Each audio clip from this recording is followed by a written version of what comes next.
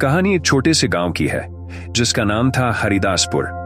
यहाँ के लोग अपनी सादगी और मेहनत के लिए जाने जाते थे, लेकिन हरिदासपुर के एक युवा किसान रामू की कहानी कुछ खास थी। रामू का जीवन कठिनाइयों से भरा था, लेकिन उसकी आशा और संघर्ष ने उसे एक नई दिशा दी। रामू का परिवार पीढ़ियों से खेती कर रहा था। उसके पिता ने उसे हमेशा सिखाया था कि मेहनत का फल मीठा होता है, लेकिन पिछले कुछ वर्षों से गांव में सूखा और बेरोजगारी ने रामू के परिवार को बुरी तरह प्रभावित किया था।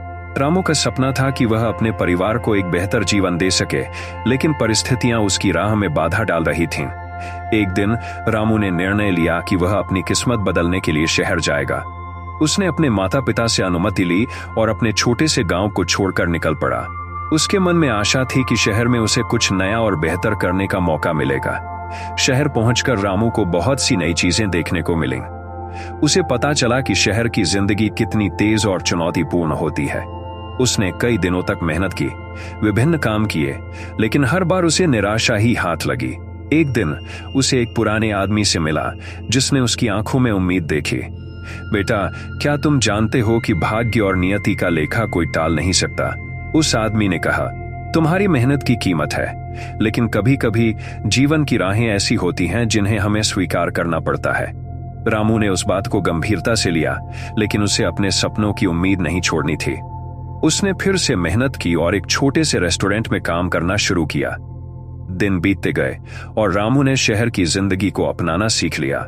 उसने अपनी मेहनत से कुछ पैसे बचाए और एक छोटा सा व्यापार शुरू करने का निर्णय लिया, लेकिन व्यापार शुरू करते ही उसे अनेक चुनौतियों का सामना करना पड़ा।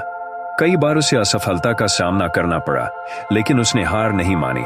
उसकी मेहनत और समर्पण ने उसे धीरे धीरे सफल बनाने की दिशा में अग्रसर किया। एक दिन रामू को एक ग्राहक मिला जो एक व्यवसायी था। उसने रामू के काम की सराहना की और उसे एक बड़ा ऑर्डर दिया। यह रामू के लिए एक सुनहरा अवसर था। उसने मेहनत की और उस ऑर्डर को समय पर पूरा किया। उसके काम की प्रशंसा हुई और धीरे धीरे उसका व्यापार बढ़ने लगा। कुछ महीनों बाद रामू ने अपने व्यापार में जबरदस्त सफलता हासिल की। उसने अपने परिवार को शहर बुलाया और उन्हें बताया कि वह अब खुशहाल जीवन जी रहा है।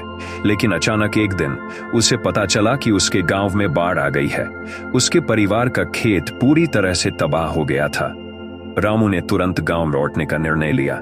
वहां पहुंचकर उसने देखा कि लोग संकट में हैं। उसने अपनी सारी बचत गांव के लोगों की मदद करने में लगा दी। वह जानता था कि उसका भाग्य और उसकी मेहनत दोनों अब एक दिशा में है।